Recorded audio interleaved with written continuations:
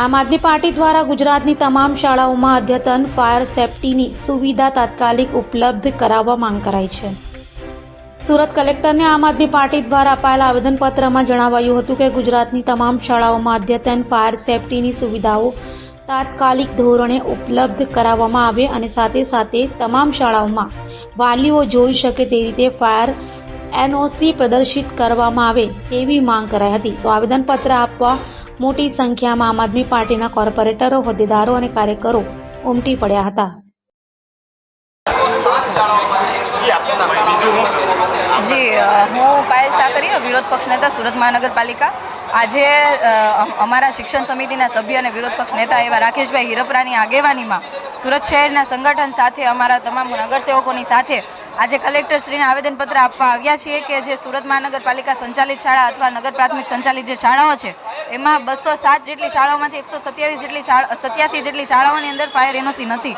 તો આ તમામ શાળાઓની અંદર ફાયરની જે સુવિધા છે, ફાયર સેફટી છે એ કરવામાં આવે અને સાથે સાથે ફાયર એનઓસી આપવામાં આવે। જ્યારે આપણે બીજા લોકોને કહેતા હોય, પ્રાઇવેટ એકમોને કહેતા હોય ફાયર સેફટીની વિશે અવેરનેસ લાવતા હોય, પરંતુ જ્યારે સરકારે જ પોતાની સરકારી શાળાઓની અંદર ફાયર સેફટીની સુવિધા નહીં આપે તો આ બાળકોના ભવિષ્યનું શું?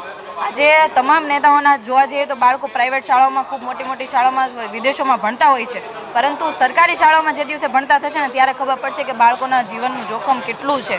કેમ કે જ્યાં સુધી ફાયર એનઓસી નથી એનો મતલબ એવો થાય કે ફાયરની કોઈ સેફટી નથી અને એના કારણે આ જીવના જોખમે બાળકો ત્યાં ભણી રહ્યા છે। આમ જોવા જઈએ તો આપણા રામ ભરોસે આ બાળકો ભણી રહ્યા છે। સુરતમાં અવારનવાર આગની દુર્ઘટનાઓ હોતી હોય છે, જેમ કે તક્ષશિલા કાંડ હોય કે પછી બીજી કોઈ આગની દુર્ઘટના હોય, હંમેશા લોકો મૃત્યુ પામતા હોય છે। તો અમારી એટલી માંગણી છે કે ફાયર એનઓસીની તમામ શાળાઓની અંદર ફરજિયાત ફાયર એનઓસી છે તો ખરા અર્થમાં ફાયર એનઓસી આપવામાં આવે। પ્રદેશ મહામંત્રી આમ આદમી પાર્ટી ગુજરાત, અમારી આજની માંગણી છે ફાયર સેફટી બાબતે।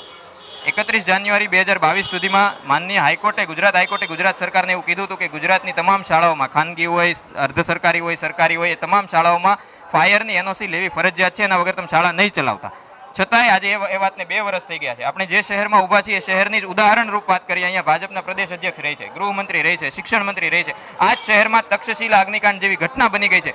તાજેતરમાં તે આપણે માનનીય નગરસેવક શ્રી જીતુભાઈના ઘરે એક દુઃખદ ઘટના બની ગઈ છે। આટલી ઘટનાઓ છતાંય અહીંયા જે નગર પ્રાથમિક શિક્ષણ સમિતિ છે ભાજપ સંચાલિત, એના 207 મકાનોમાંથી 187 મકાનો પાસે એનઓસી નથી। ફેબ્રુઆરીનો સમિતિનો પોતાનો રિપોર્ટ છે।